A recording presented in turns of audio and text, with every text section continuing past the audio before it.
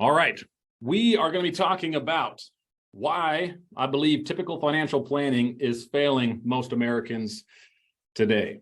Now, those of you that are already working with us here at Factum, you know that we are an educational company, which is why we continue to teach. So we primarily teach around the infinite banking concept. So if you're unfamiliar with that, you're in luck because we got lots of content you can go through. And we teach 2 of those introduction classes per month. And then once a month, we have what we call our deep dive classes, which is what we're talking about tonight. And that topic is why typical financial planning is failing.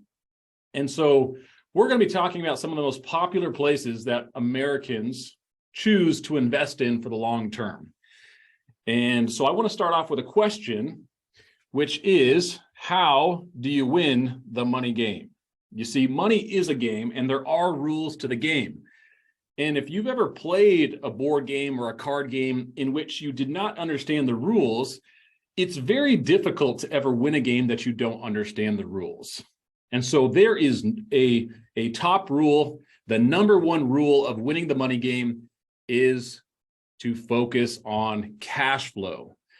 Everything that you want in your life can be achieved and funded when you have enough cash flow coming into your life. This has to be the primary focus of your financial strategies. This is what will set you free. And so with that, let's go ahead and dive in. Now, one of my favorite books comes from Robert Kiyosaki, and it's the book Rich Dad, Poor Dad, which is the number 1 best-selling finance book of all time. And in that book, Robert Kiyosaki teaches us that rich people don't do things differently than poor people. They do the exact opposite. It's a very powerful book that I'd recommend everyone on this Zoom call tonight to go and read. Now, he's got a follow-up book to that, which is this one over here on the left. It's called Cashflow Quadrant. This is your guide to financial freedom. Okay, you've probably seen this before, a lot of you. It's incredibly simple, but it is incredibly impactful. Okay, so what Robert Kiyosaki identified with this cash flow quadrant is that you've got 2 sides of this equation. On the left side, you have the E and the S. Now, the E stands for employee, and that means you have a job. The S stands for self-employed, which means you own a job.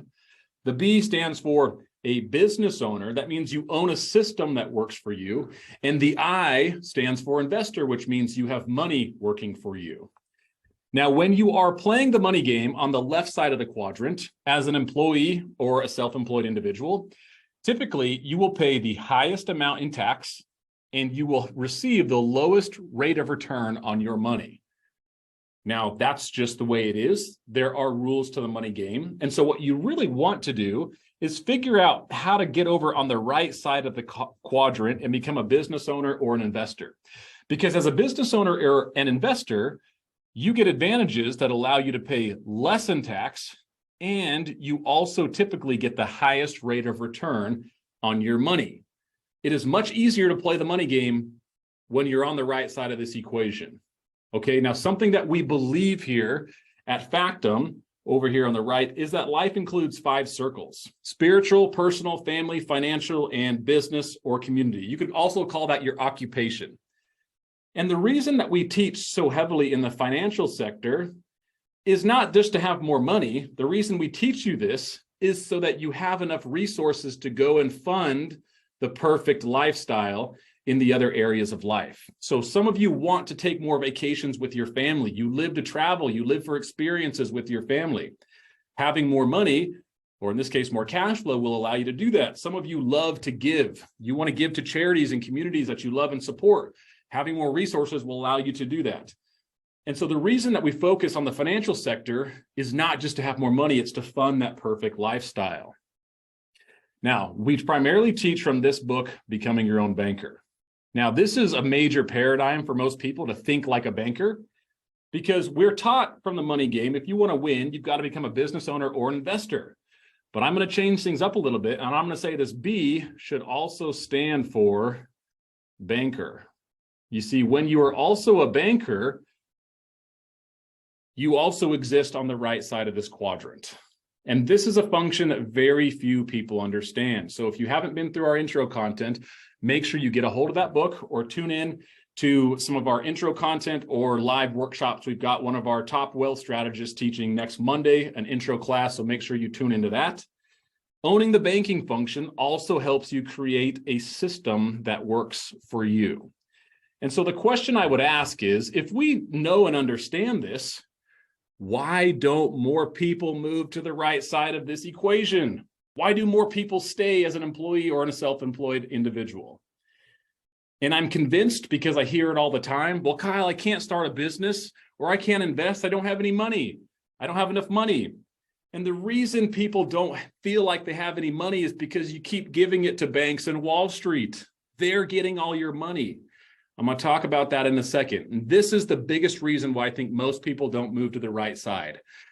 By the time you've given the banks your money or your savings, and you've given Wall Street your investing dollars, you're left with so little that you can never do it for yourself. You're making so many other people rich when you should have been focusing on yourself. So here's what I mean by that. We're going to be looking at what banks and Wall Street do with the money that flows into their life. Now, here's the part that frustrates me. Banks and Wall Street have been lying to you. That is the honest truth. Here's what I mean by that. When you make money, you have income. This flows down to. Here's what we've been taught to do with that income. You need to save some of that money. That's a wonderful thing to do, which is save money. But we've been taught, go save your money with the banker, in this case, Chase Bank.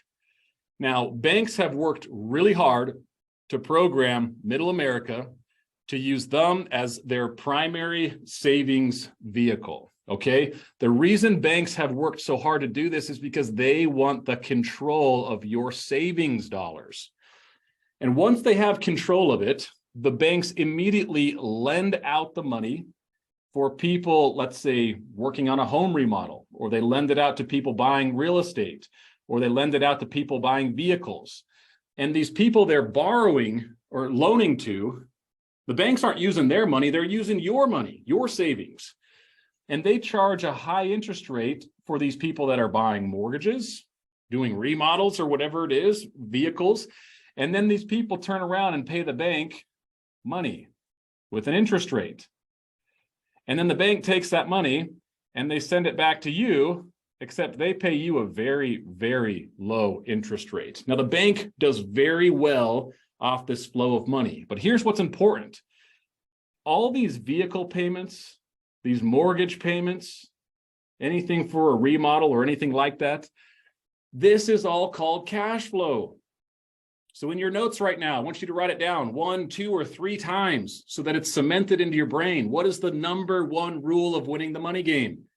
You have to focus on cash flow. The banks know this. They're extremely good at this.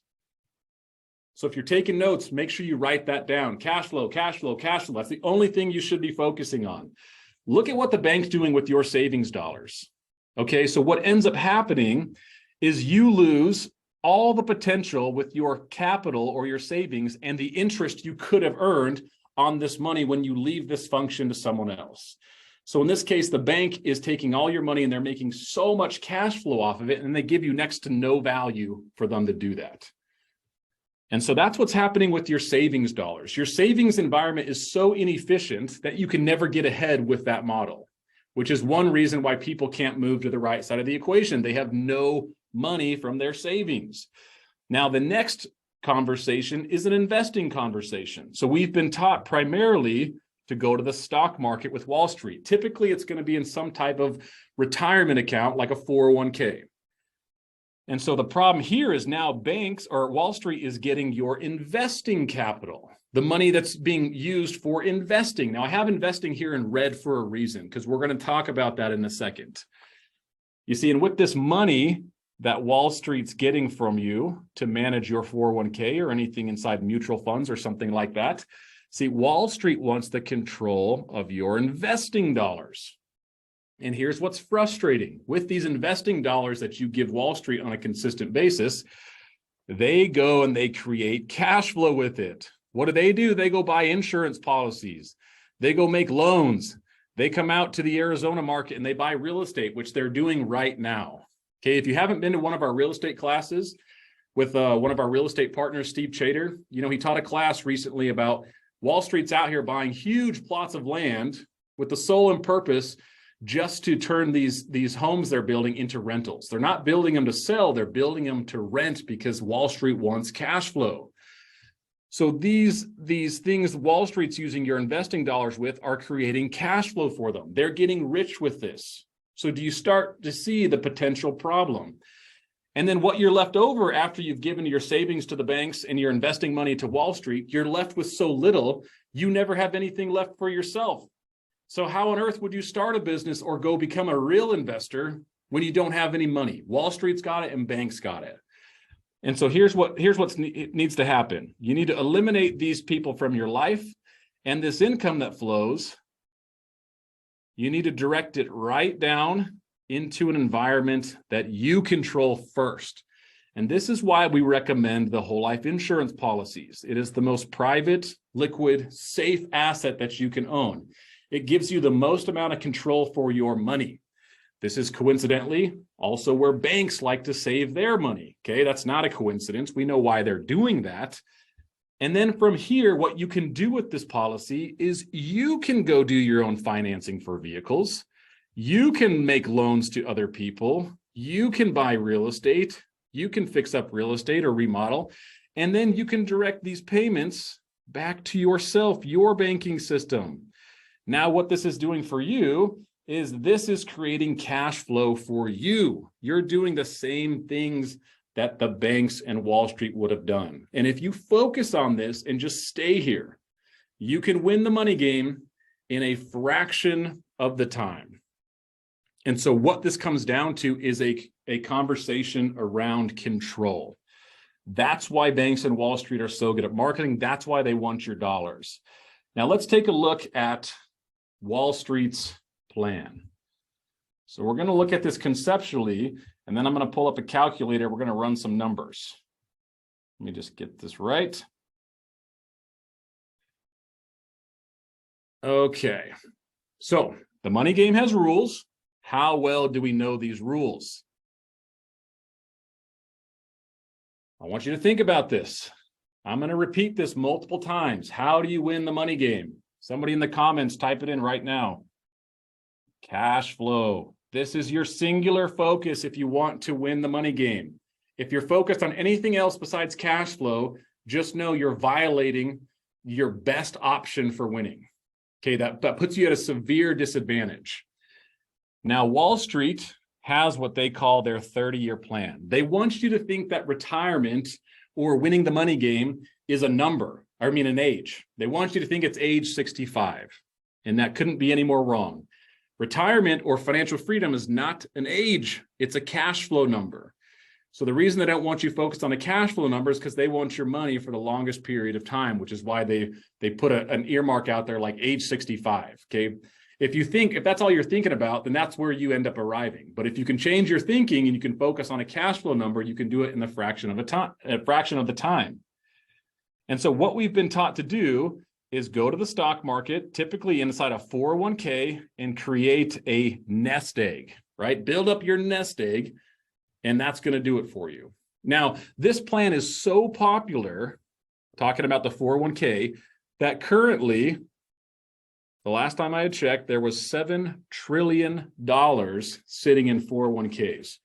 When I'm talking with people and I'm like, why don't you start that business that you've had that idea for? Why don't you invest? They say, I got no money. I say, well, where's your money? Well, I got some in my 401k, but I can't get access to it, right? That is the story for so many individuals. And to give you some context, like $1 trillion, that number is so unfathomable, okay? So you could spend $50 million a day for 50 consecutive years, and you would not have spent $1 trillion. Isn't that mind-blowing? And here we are, $7 trillion Americans have in 401ks. It is such a popular place to store money, primarily because Wall Street wants you to go there first. And so does our government. So we're going to look at that. Now, what I hear all the time is, well, Kyle, my stock market portfolio, my mutual funds are earning 8 to 10% on average. Now, as soon as I hear the words average, I kind of cringe a little bit. Those of you that have been through our infinite banking course, you know the difference between an average rate of return and an actual rate of return. There's a huge difference. And which is why we focus on education. So here's what we've been taught about the stock market. And I'm teaching from experience. I've had a retirement account, a Roth IRA, since I was 16 years old. And what I was told is if you fund that early and often, it's going to accumulate. You're going to have this big nest egg. And so what this looks like is if that stock market's going to go up 8 to 10% a year, age 65, we get to this retirement age, you should have this big nest egg. Okay. The problem is there's no guarantees with the stock market. It's not really going up by 8 to 10%. We know the stock market works more like this. It goes up and it goes down, it goes up, it goes down, it goes up, it goes down. And what you hope and pray for is that you retire in one of these peaks and not down here in one of these valleys. So just imagine, I don't know, 12 months ago, the market was tanking. Imagine individuals going to retirement when they just lost 30% of their portfolio. Okay, now that was me as a 19-year-old kid. I had a Roth IRA for 3 years when I was 16. I graduated high school in 2007, and I watched 40% of my Roth IRA disappear in 2008, 2009. Okay, I had no control of that. And here's the other part. Once you have accumulated this nest egg, then what Wall Street tells you to do, or most financial advisors, they would say, now we just have to make this last through retirement until maybe age 90 when you might pass away. So now we have to make that money last.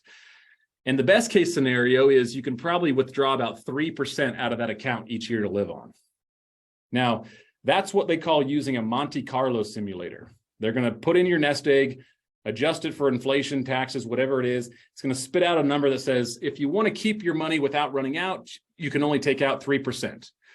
Now, for me, I don't think that's that good of a deal because I spent my whole life saving up for that. And now I can only take a small fraction away from it. Like, the whole plan to me is based off of scarcity, which is one of the reasons why I don't like it.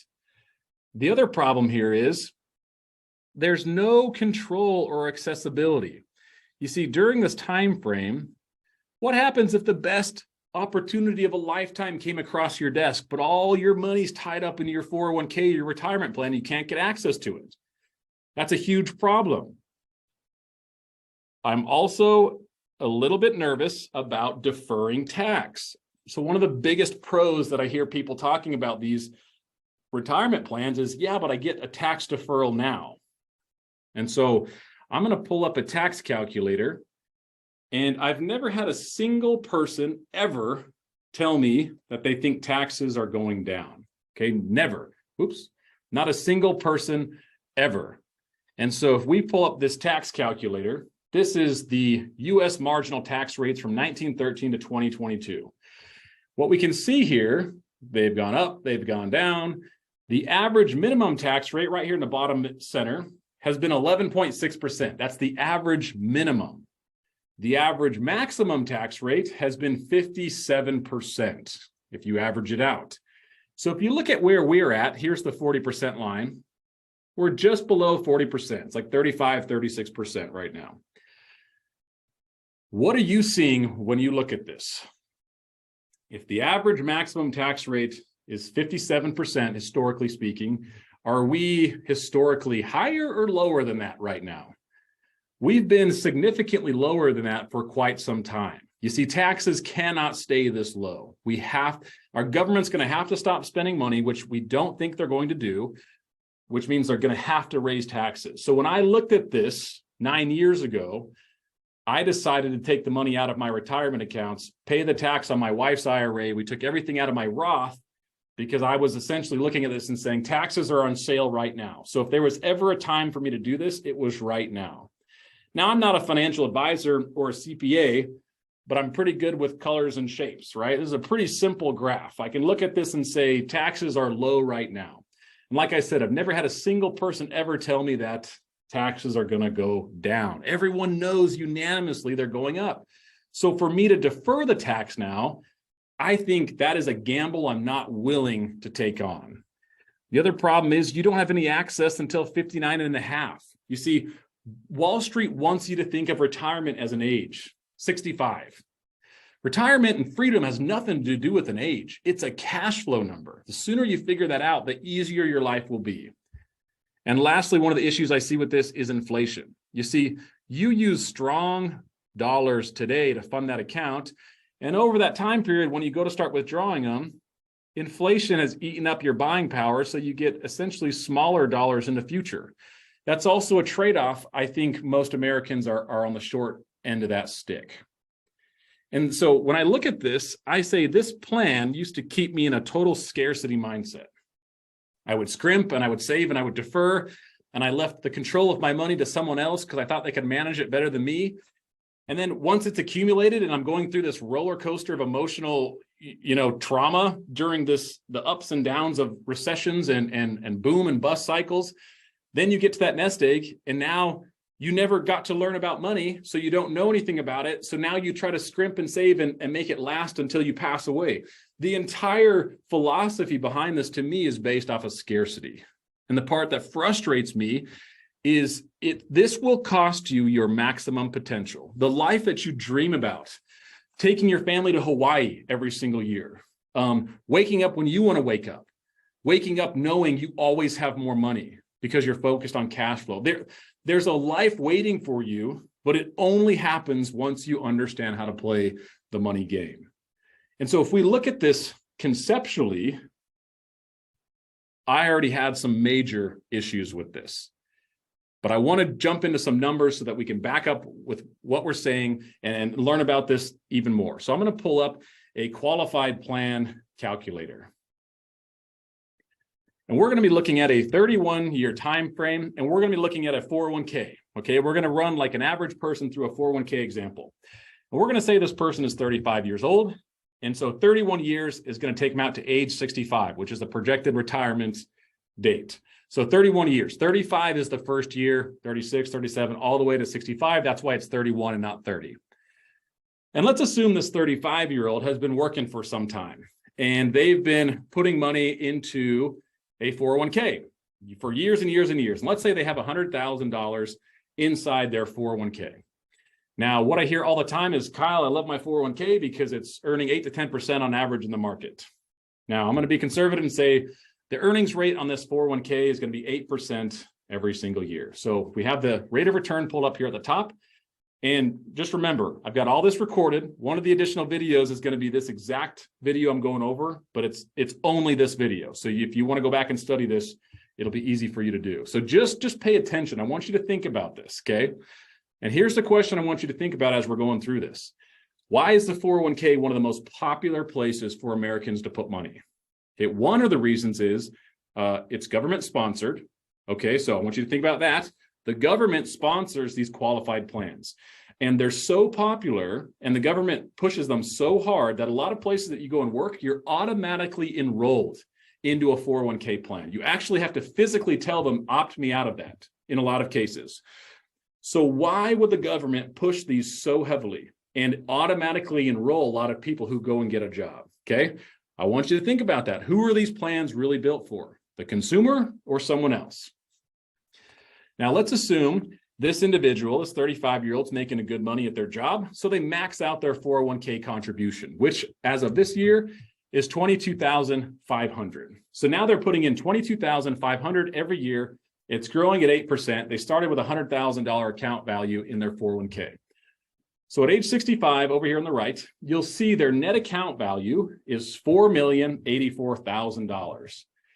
Holy moly. This is when people say, that's compound interest. That's the eighth wonder of the world. It's so powerful. And so we look at that and we say, well, that plan's pretty good. Yeah, we should put money there. But that's usually about as far as people go with their thought process when parking money here, okay? So one of the biggest perks that I hear from people saying, I love my 401k. I say, why do you love your 401k? They say, well, Kyle, I get an employer match. It's like free money. So let me stop you right there. We know these are government-sponsored plans. Now, when it comes to our government, is there any such thing as free money? Someone in the comments, let me know. Any such thing as free money when it comes to our government? That answer is no. It's always got to come from somewhere. Now, contrary to what we might have been told, there's no such thing as government-sponsored anything. It's all taxpayer-sponsored, because the only way the government gets money is through the taxpayers. So we need to change the way we think about some of these things. Regardless, they say I get an employer match. So if I'm earning 8% and I'm getting a 50% match, that's like free money. That's like me earning 12%. These are real conversations I've heard many, many times.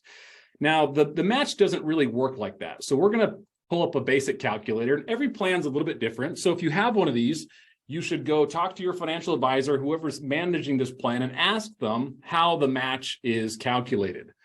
Let's assume this individual is making $150,000 and their match might be 2% of their income. In that case, that'd be $3,000. So the max contribution that can be matched would be $3,000. And then you're getting 50% of that $3,000. Okay, so if you look at this, if we turn this off, our net account value was $4,084,000. We turn it on with the employer match of 50% up to the max contribution limit, which in this case is $3,000. Your account value went up to $4,283,000. So it definitely increased, but look up here at the top. You went from an 8% return to an 8.21% return. That didn't have this enormous impact on your portfolio like most people think it does. And the next question I want to ask you is, see, as a business owner, the government would give me, Kyle, 100% deduction to match what my employee is putting into that plan. Why on earth would the government give me, the business owner, 100% deduction to match the employee's contribution? Think about that for a second. They really want you to put money here. Why?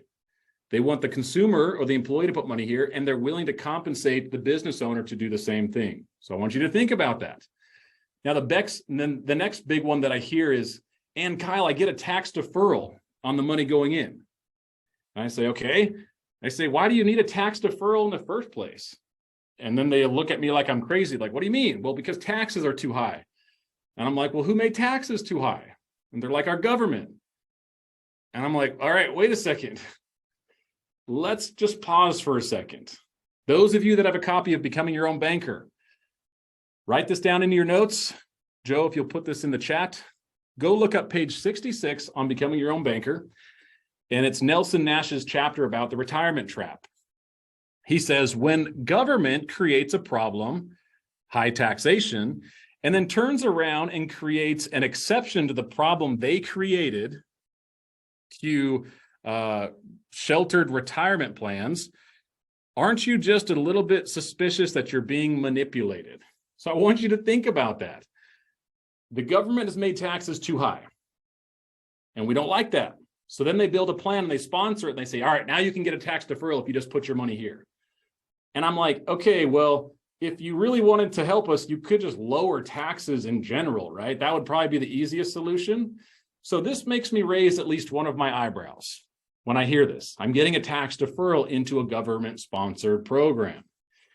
And so we're going to assume this individual who's making $150,000 a year has some deductions, right? Maybe they own a home, so they're deducting some mortgage interest, and let's say they make some charitable donations, and let's say they can deduct $30,000 of their income. So if they're making 150 grand, they're deducting 30 grand for their mortgage interest and charitable donations. Their net income would be $120,000. Okay, so $120,000 would put them in the 22% tax bracket. Now, just remember, I've got all this recorded. Okay, so we're going to be moving a little bit quick. So that means every dollar they're going to put into this plan right now, they're going to be able to defer at a 22% tax bracket. Okay, so I'm going to click on the tax deferral. Now notice when I clicked on the deferral, it did not change our net account value, did not increase the amount of money you had in that plan. But it does, look up here at the top, it does increase your efficiency from 8.21% to 9.31%. Because what's happening here is you're using something called OPM, other people's money. In this case, the government's saying we will allow you to defer some tax right now. Now, defer does not mean never. It means later. Okay, so they're saying we'll put in some of our dollars that you should have paid us right now, and then you'll have to pay us later at whatever the tax rate is at that time. Now, people sign up for that deal. And I think Nelson Nash also said it right. We need to think long range. And so they're giving you a tax deferral up front. Now, if we look at this, $4,283,000 is what this 401k should grow to, assuming it's growing at 8% every single year. And we say this is a pretty awesome plan. Get the employer match, we get a tax deferral. Now let's talk about management fees, okay? So the research and investigation I've done, I would say these plans are gonna be charging anywhere from 1% upwards of 4% in a management fee. And you can go research your own and find out what the management fees. Some of them are pretty difficult to find actually, which I don't like. And so we're going to put conservatively a 2% management fee on this 401k. Now, what that means is as the portfolio grows, someone who's managing this is getting paid 2% of that account value, whether it goes up or it goes down. So this was a problem for me. I'm not okay with paying someone a management fee if they lose me money. Okay, so when I was 19 years old and my Roth IRA lost 40% of its value, I still had to pay a management fee to the company that was managing those funds. Okay, I was not okay with that. I don't think I should compensate someone for losing me money. Regardless, we're going to look at a 2% management fee, okay? So if we throw a 2% management fee, which means 2% is coming off the top every single year. Look at what this means over the lifetime of this 401k. It means you'll pay approximately $676,000 in management fees. This eats up at your future potential of this plan. And so now your net account value has dropped to $2,672,000. So that employer match you were super excited about, that tax deferral that was really exciting up front, is completely obliterated by a 2% management fee. I really want you to stop and think about this. And now we're 65 years old, okay? So now it's time to get the money out of this plan. And let's look at what that's going to look like. So now we're going to click on the income tax if we were to liquidate this 401k at age 65. So if you were to cash this thing out at that time, with the tax brackets that we're currently in, which are historically low, you would end up paying $950,000 in tax to our US government. And this is why you'll hear CPAs and financial advisors tell you, well, yeah, that's why you would never liquidate it. We're going to have you taking less of it over a longer period so you pay less in tax. And now here's what I don't like about that argument. Financial advisors and CPAs, not all of them, but a lot of them, their plan for people is don't worry about the taxes going up because we're going to have you in a lower tax bracket in the future. Let me just stop right there and help you understand how crazy that philosophy is. Okay, someone on your wealth building team should never be encouraging you to live on less. Their strategy should not involve you having lower amounts of money in the future. That's not someone that really cares about you financially. So think about that.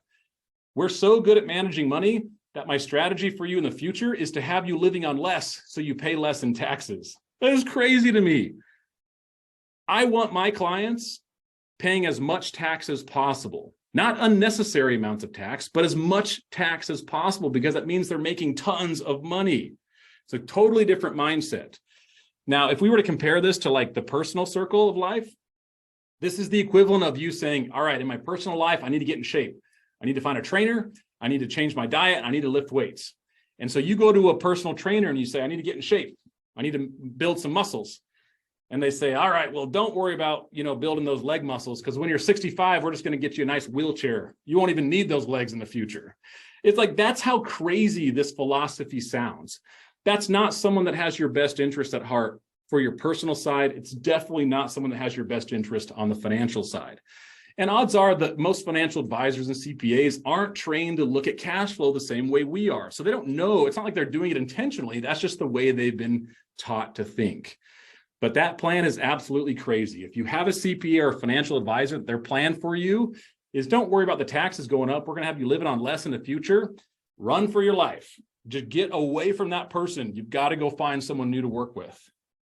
So let's look at this now. The income tax, if we were to liquidate this, will be $950,000. So let's pull up a couple calculators.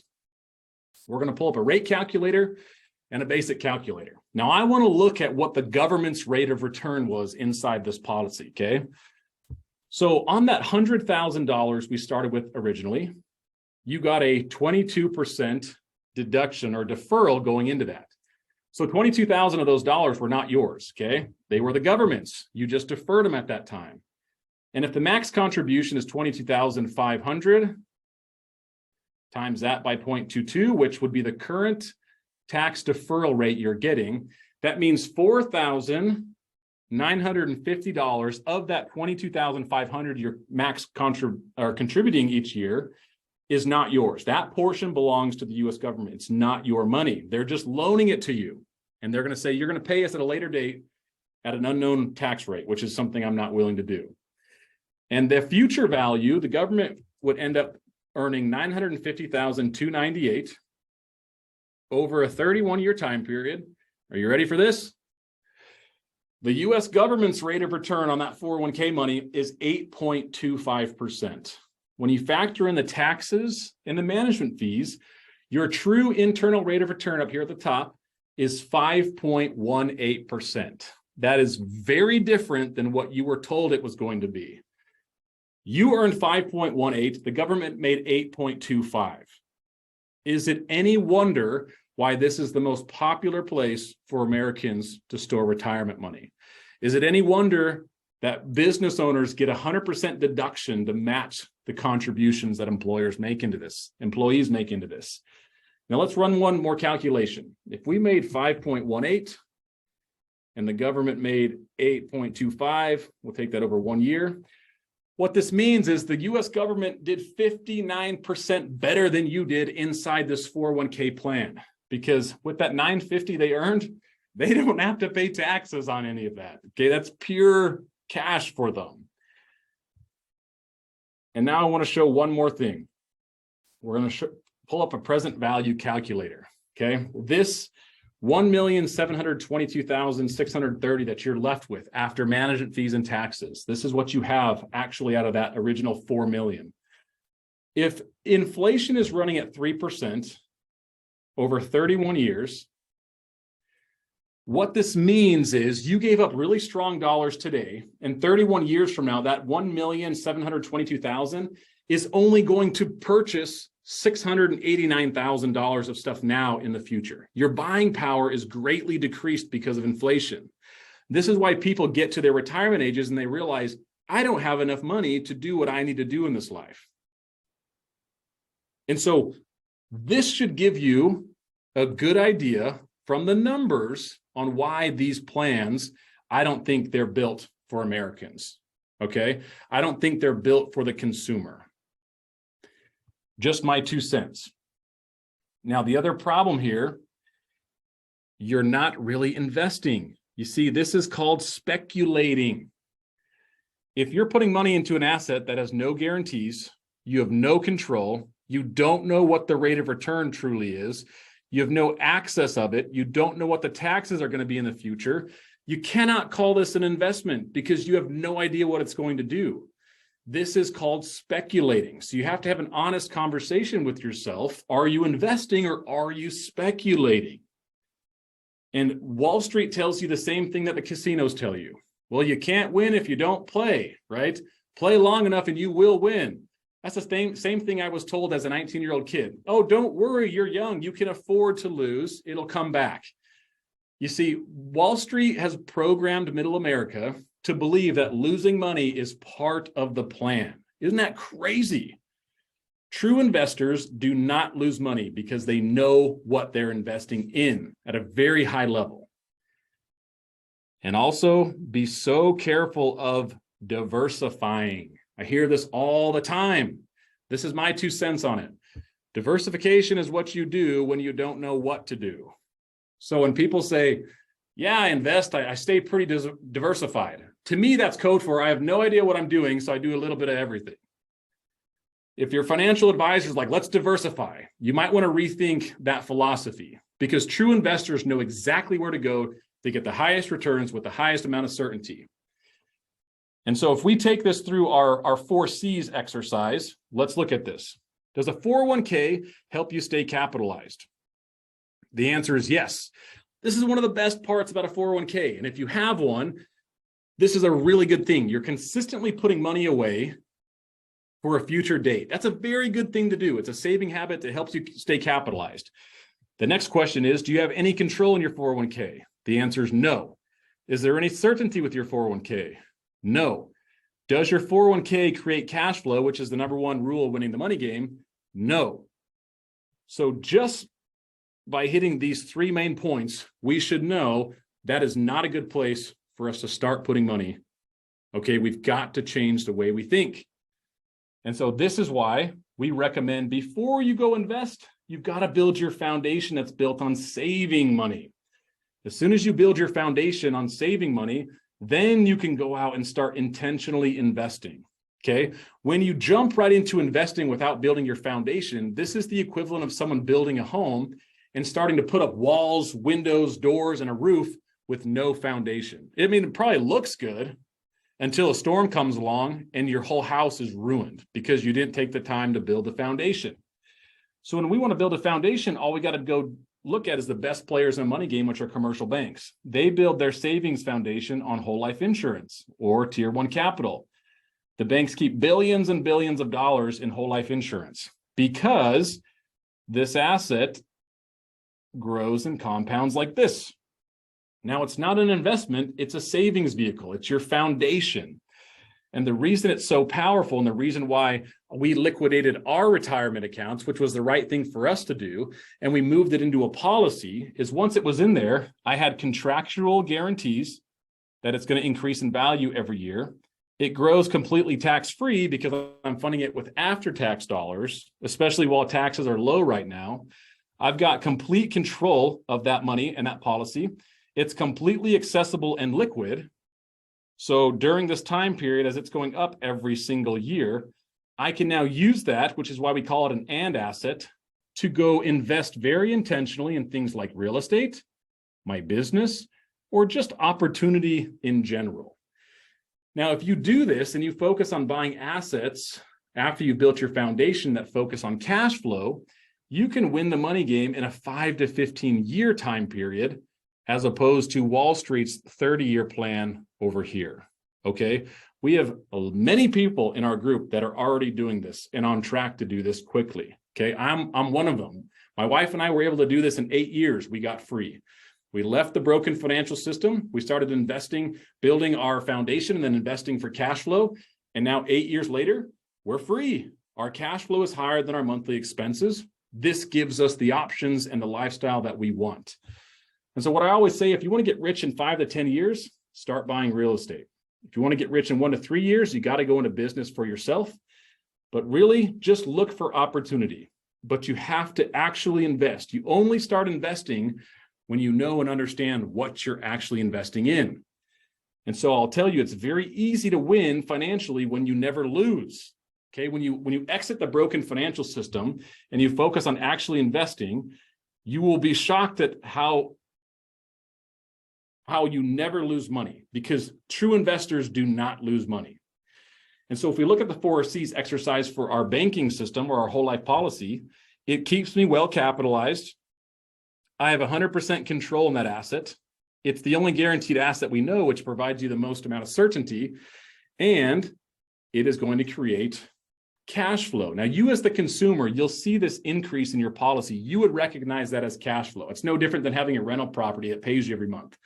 But me as an insurance agent, I'm going to call it what it is. It's called cash value growth.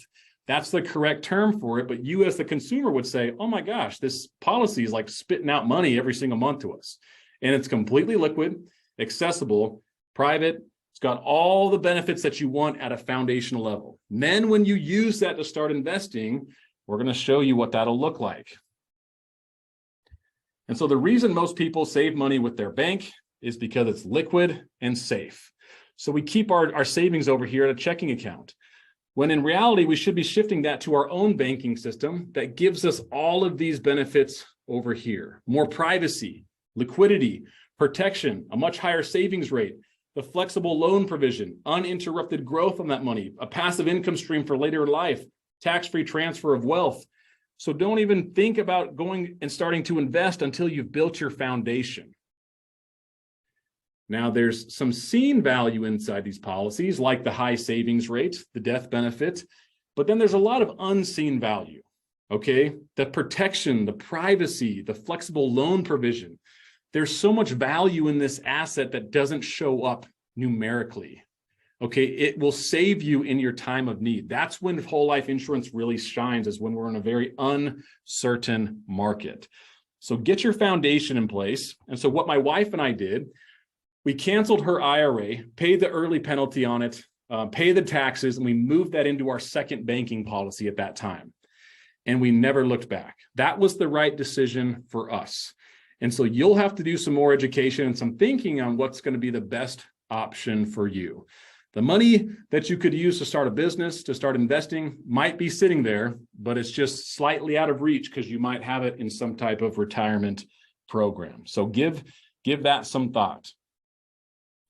Now, the last thing I want to talk about is what it looks like when you start investing for cash flow.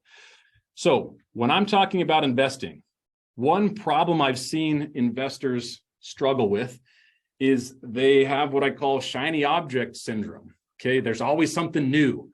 This week it's Bitcoin. Next week it's NFCs. Or is that what they're called? NFTs. Thank you, Joe. There's always something. Now it's single family homes, then it's multi, and then it's this, and then it's some coin. Always something different. And they jump around so much, they never let their strategy implement what we call the compound effect. And so I'm very intentional with my investing. I invest in basically two things: private loans to other people and my business. And I've stayed here for now 4 years. I've almost never deviated from these two things because I know and understand them so well.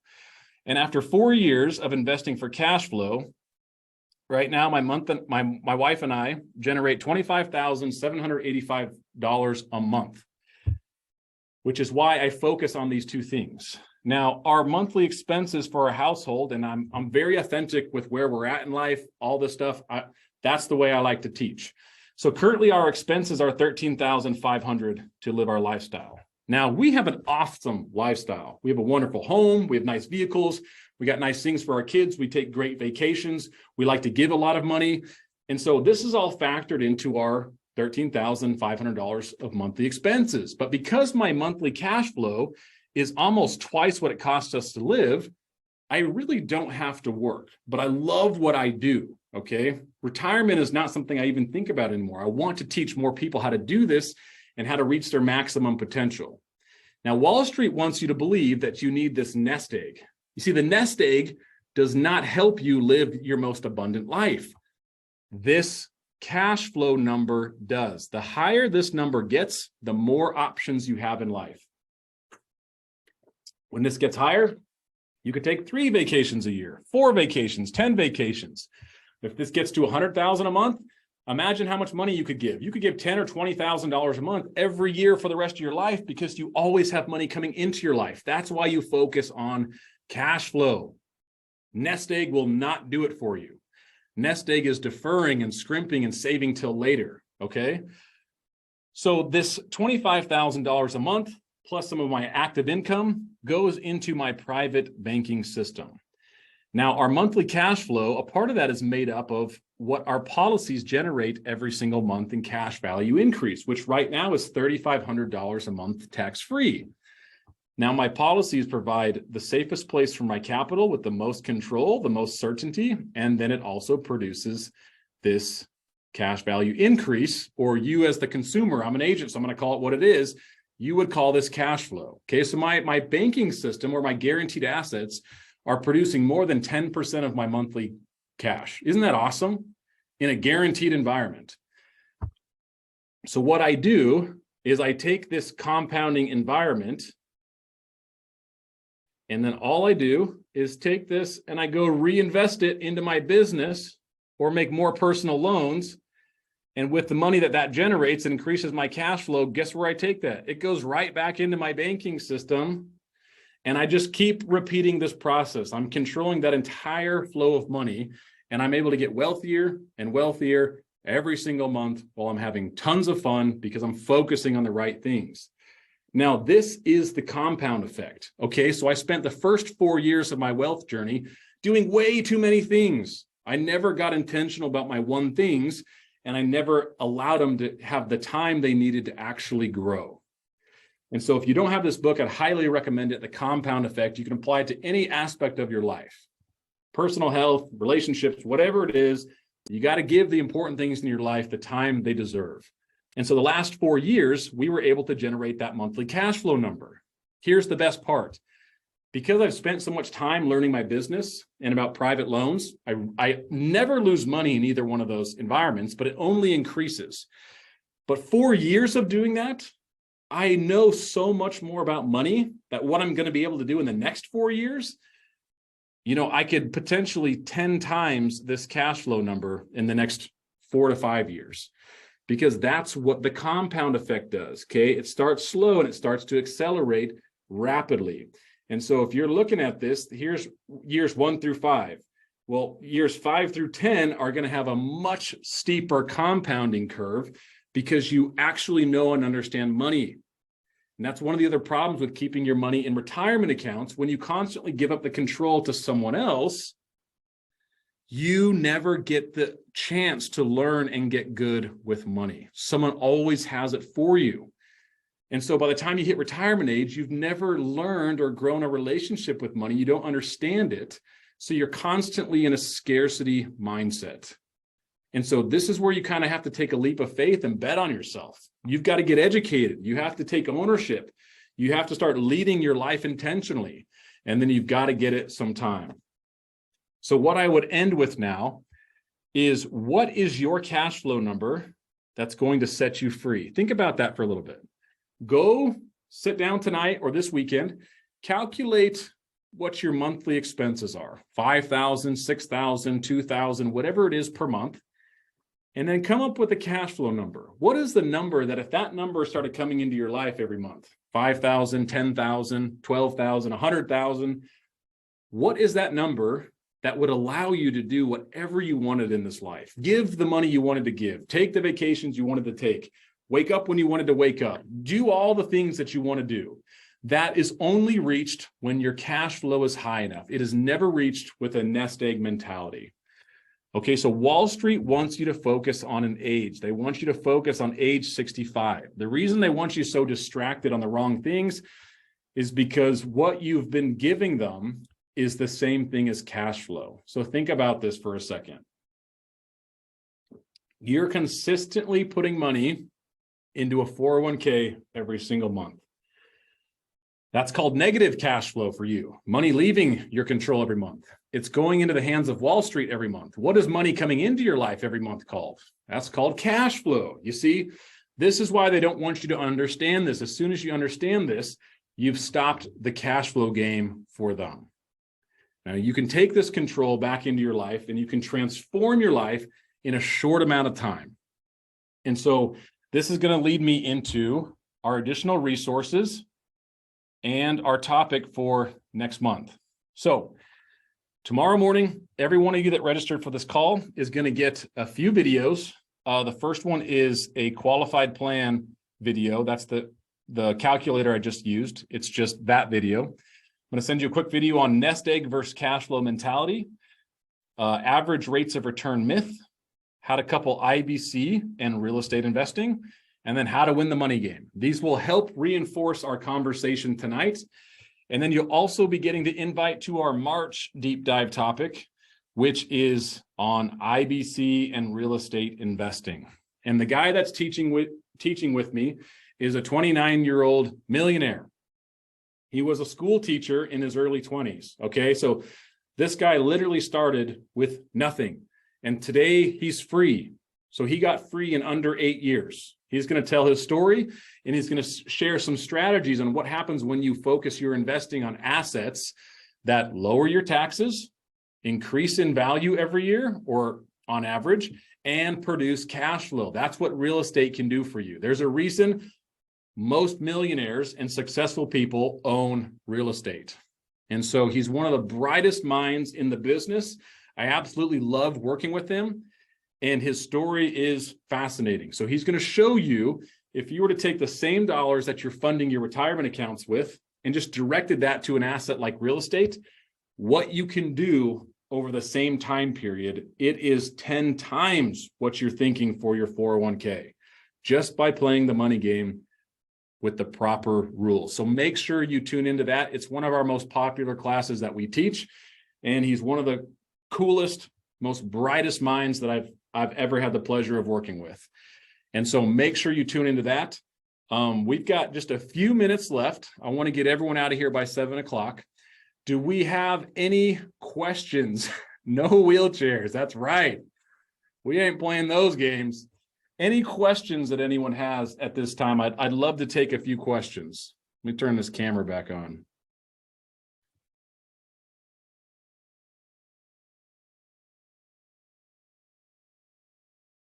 Did everyone here learn something new? That was my main objective. I just want you to start thinking differently. I hope you learned something new, something you haven't thought about before.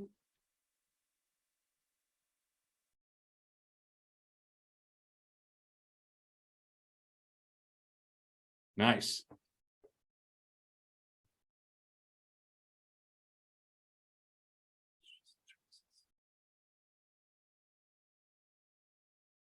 Time to pull the 401k yesterday. That might be the best option for you. So I'm not a financial advisor, so I cannot tell you what to do, but I will teach you as much as I know, and then you can make that decision for yourself. So we had a question about the calculator. If you reduce the fees down to 0.5 or 1%, what effect does that have? It's a great question. I'd have to run that scenario. Let's hop on a phone call. Let's look at that, because I'm curious for myself. I obviously would have a positive impact on that, but I still don't think it compares to what you have the potential of creating with your money in your control. You know, even with a hypothetical 8% return, when you start using money and using your unique abilities, you're going to be floored at the type of returns that you can generate on your own. In part 4, becoming your own banker, when Nash talks about recovering the interest, can you explain how that works? Is it the interest dollars you would have spent with the bank that you put into additional PUA? That is pretty much exactly it, Daniel. So that's exactly what he's talking about. We're going to send money to a bank. Why wouldn't we send that same dollars to our banking system?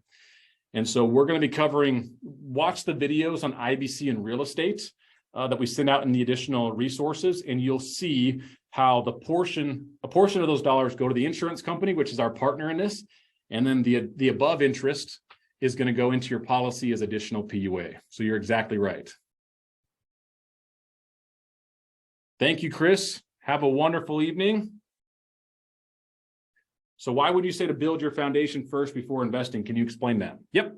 So if you're going to build a foundation, that's your base. Okay, that's the most important part out of anything. So if you're going to build a house or a skyscraper, depending on how big you want to build that, you're going to need a stronger foundation depending on how big you want to scale. And so if you immediately go into investing, you've never built the habits that allow you to save. So I've met too many investors that invest, but they never know how to save money. And so they're constantly just rolling things over. They're never building a foundation. And what happens is if the market shifts, like we're seeing right now in the real estate market, I know a ton of real estate agents that were making great money with their investments. Now the market's shifted. They're losing some of that money now. Their buyers aren't as certain, so they're losing their income. They have no foundation built. Now they're in a position that if too many of their investments dry up, they've never bothered to build those saving habits, and it could absolutely put them under. I have too many clients in their 40s, 50s, and 60s that almost lost everything in 2008 because they never had a foundation built. And so, you know, it's not, if you're really investing, that's wonderful, but I would highly encourage you to start building your foundation first. Get your savings in order, because that's what savings will do. It'll save you in time of need. So hopefully that helps.